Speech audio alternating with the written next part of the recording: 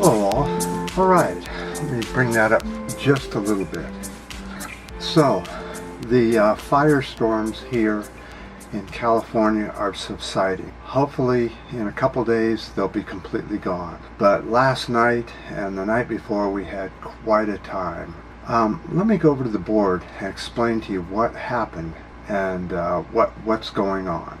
As I've explained in the past with this wildfire, I have a lot of friends in different places in the wildfire area, which we'll go to the map in just a minute. This is a situation that happened last night. Now, this person in this house hasn't left the fire area, which is in this direction and in this direction. And it's sort of in this kind of an area, a little bit over here. So this is about a half a mile away. The fire is raging, headed this way. That wasn't too difficult, was it? Now comes the complicated part. My friend is here, taking care of their house from the fire, embers from landing on the roof, so they're spraying each other's houses down. These people here had to leave because of the heavy smoke, so they went over to the coast about 50 miles away. Now, when they left, they told this person that they were leaving and that their cat was there, but just just let the cat go. It's outside now. This person, because of the fire and everything, never thought anything of it and just said that if we had to evacuate, I'd go get the cat and evacuate with it. So last night the fire was very close and coming, and everyone was evacuating. And she went and was going to take the cat to the evacuation center. But fortunately, the fire never showed up, was stopped before it got there. So this situation didn't happen. But my question is, why would these people leave their pet behind and tell these people to not even bother with it if the fire was coming? So these fires were going to come at around 70 miles an hour is what they did up in Santa Rosa, and I'll show you all this in the next section of the video. So they left their cat, and if the fire had come, it probably would have come about 70, 80 miles an hour, and the cat would have had a terrible ending. Can you believe that somebody would leave their animal and then tell the neighbors not to do anything with him? It just blows my mind. And I was talking to this person. They said, oh, a lot of people have left their animals and taken off. That's mind-boggling to me that would happen. But this is the map that everybody gets to see here during the firestorm. So let's go over and look at that. Okay, here in the U.S., this is California here.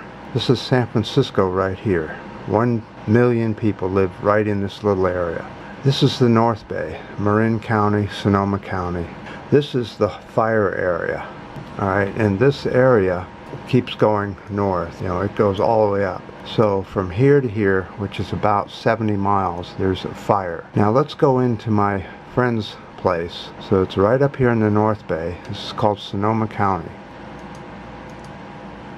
We're going to go visit the little town of Sonoma, which is right here. This is the wine country.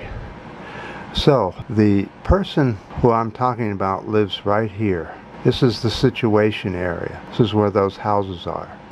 Last night, the fire got away and burnt the center of Sonoma, the town of Sonoma out, with a lot of old buildings right in here. And it was headed this way. So these people were getting ready to evacuate. Now over here, right here, is another of my friends who also had a dog that was left. And as you can see, the fire was within half a block before it was stopped.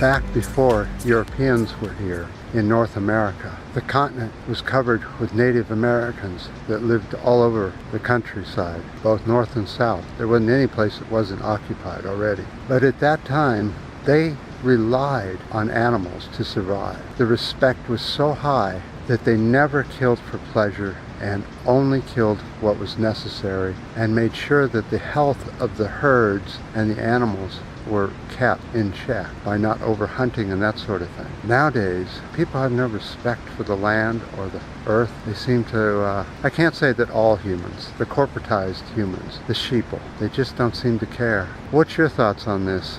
Hopefully this nightmare of a firestorm is ending, and on Thursday we're supposed to have some rain. If we do, I may take the camera out on our first rain day here in California for the winter. So I appreciate your ups and your downs and your new subscribers, and definitely the comments. They're always good, lots of them.